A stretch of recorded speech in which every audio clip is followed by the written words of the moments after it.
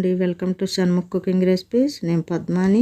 ఈరోజు special bread custard recipe అండి. ఎంతగానో నోరూరిస్తుంది అనమాట. ఇది చాలా బాగుంటుంది. దీన్ని ఏ విధంగా చేసుకోవాలో, దీనికి కావాల్సిన పదార్థాలు ఏంటో చెప్తాను. ఆ విధంగా చేసుకోండి. చూసారా ఎంత బాగుందో, నోరూరిపోతుంది కదా. ఇది నచ్చినట్టయితే లైక్ చేయండి, షేర్ చేయండి, సబ్స్క్రైబ్ చేయండి. ముందుగా బ్రెడ్ 5 పీసులు తీసుకోవాలండి. దాని సైడ్ బ్రౌన్ పార్ట్ అంతా తీసేసేయాలి. అంతా ఈ సైడ్లన్నీ కట్ చేసేసుకొని మనము బ్రెడ్ని ఈ విధంగా పీసెస్ అంతా చేసుకోవాలి. సైడ్స్ అంతా తీసేసి ఈ విధంగా తీసేసిన తర్వాత వీటిని 2 పీసెస్గా కట్ చేసుకోవాలి. ఈ విధంగా కట్ చేసుకున్న తర్వాత వీటిలన్నిటిని ఈ విధంగా కట్ చేసుకోవాలండి. చూడండి, ఇదిగోండి ఈ విధంగా కట్ చేసుకోవాలి. వీటిని మనం అన్నీ ఒక ప్లేట్లో పెట్టుకోవాలి. ముందుగా మనం 1/2 లీటర్ పాలు తీసుకోవాలండి. 1/2 లీటర్ పాలు తీసుకొని వాటిని మనము గిన్నెలో పోసుకొని బాగా మరగనియాలి. మరుగుతూ ఉండగా అందులో మనం ఒకసారి గరిటతో తిప్పుతుండాలి. కాసేపు తిప్పిన తర్వాత అందులో మనము చిటికెడు కుంకుమ పువ్వు వేసుకోవాలండి. వేసుకున్న తర్వాత బాగా మళ్ళీ ఒకసారి తిప్పి బాగా కలుపుకోవాలన్నమాట. బాగా కలుపుకొని బాగా పాలు మరుగుదాకా మరగనిచ్చుకోవాలి. మనము అడిగంటకుండా చూసుకోవాలండి. వేరే కప్పు తీసుకొని అందులో ఒక 1/2 కప్పు పాలు తీసుకొని అందులో 2 స్పూన్స్ కస్టర్డ్ పొడి వేసుకొని ఉండలు లేకుండా బాగా స్పూన్తో కలుపుకోవాలి. బాగా కలుపుకొని ఇదిగోండి ఈ విధంగా కలుపుకోవాలన్నమాట. ఈ విధంగా కలుపుకున్న తర్వాత దీన్ని తీసి పక్కన పెట్టుకోవాలి. మనము ఉండలు లేకుండా చూసుకున్నాం కదండి. దాన్ని ఈ విధంగా పెట్టుకున్న తర్వాత మనకు పాలు బాగా మరిగిపోతాయి అన్నమాట. ఇది వెనీలా ఎసెన్స్ అండి, కస్టర్డ్ పొడి. మనకు పాలు మరిగినాయి. మరుగుతుంటున్నప్పుడు మనం అందులో 1/2 కప్పు షుగర్ వేసుకోవాలి. షుగర్ వేసుకున్న తర్వాత బాగా కలుపుకొని పంచదార కరిగేదాకా ఉంచి మరుగుతాయి కదండి పాలు. ఈ మరుగుతూ ఉండగా మనము ఈ కస్టర్డ్ కలుపుకొని ఉంచుకున్నాం కదా, ఈ పాలల్లో వేసుకొని కొద్ది కొద్దిగా పోసుకుంటా మనం గరిటతో తిప్పుకుంటూ ఉండాలి. ఆపారో ఉండలు కట్టేస్తుందండి. గరిటతో తిప్పుతూనే ఉండాలి. అడుగంటకుండా చూసుకోవాలి, గడ్డలు కట్టకుండా చూసుకోవాలి.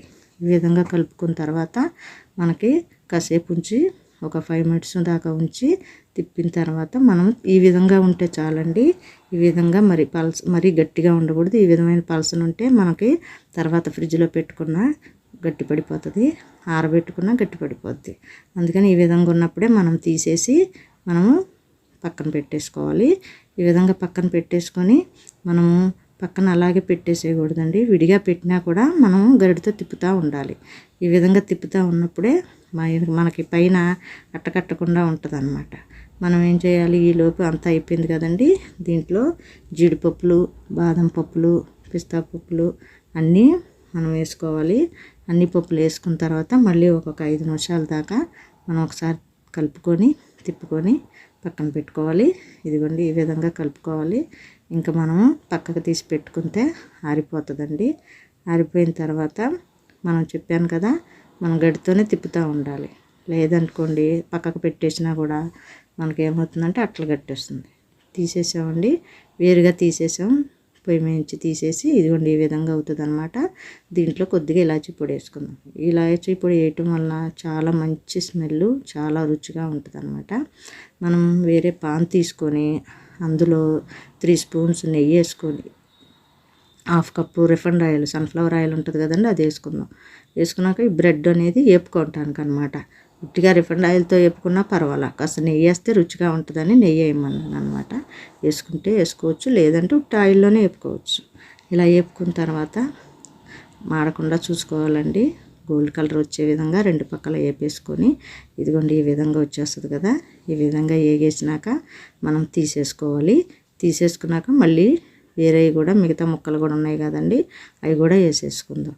వేసేసుకొని బాగా మాడకుండా చూసుకోవాలి. గోల్డ్ కలర్ వచ్చే విధంగా, మాడితే బాగోదు.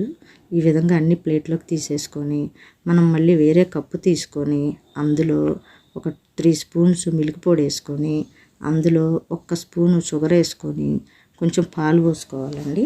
పాలు పోసుకొని స్పూన్తో బాగా కలిపి లిక్విడ్ లాగా చేసుకోవాలి. ఒకవేళ కనుక పాలు కాకుండా క్రీమ్ వేసుకోవచ్చు, లేదంటే కోవా కూడా వేసుకోవచ్చు. ఇలా వేసుకోవటం వల్ల చాలా టేస్ట్ ఉంటుంది అనమాట. ఈ విధంగా ఉండలు లేకుండా బాగా కలుపుకొని ఇలా ముద్దలాగా కలుపుకోవాలండి.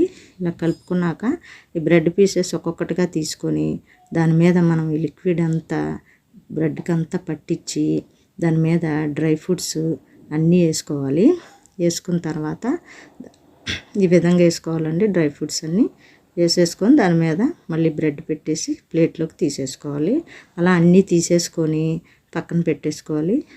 అదే మనం వేరే బౌల్ తీసుకొని ఇలా అన్నీ కలిపిన వాటిని ఒక దాంట్లోకి వేసుకొని దాని మీద మనం కలుపుకున్న కస్టర్డ్ ఇది ఉంది కదా లిక్విడ్ అదంతా పోసుకోవాలి. పోసుకున్న తర్వాత ముక్కలన్నీ మునిగేదాకా పోసుకోవాలి. ఇలా పోసుకున్న తర్వాత దాని మీద డ్రై ఫ్రూట్స్, పిస్తా పప్పులు, బాదం, జీడిపప్పులు అన్నీ వేసుకోవాలి. అలాగే వేసుకున్న తర్వాత ట్రూటీ ఫ్రూటీ రెడ్వి గ్రీన్వి కూడా వేసుకొని అన్నీ వేసుకున్న తర్వాత మనం దాని మీద కొంచెం గులాబీ రేకులు కూడా లైట్గా వేసుకోవాలండి. ఈ విధంగా వేసుకోవటం వల్ల చూసారా ఎంత బాగుందో, చూస్తుంటేనే నోరు ఊరిపోతుంది కదా. ఇది మనం అప్పటికప్పుడేనన్నా తినొచ్చు, లేదంటే 1 అవర్ 2 అవర్స్ ఫ్రిడ్జ్లోనన్నా పెట్టుకొని తినొచ్చు.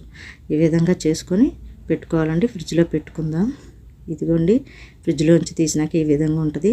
చూసారుగా ఎంత బాగుందో, నోరు ఊరిపోతుంది కదా. నచ్చినట్టయితే లైక్ చేయండి, షేర్ చేయండి, సబ్స్క్రైబ్ చేయండి.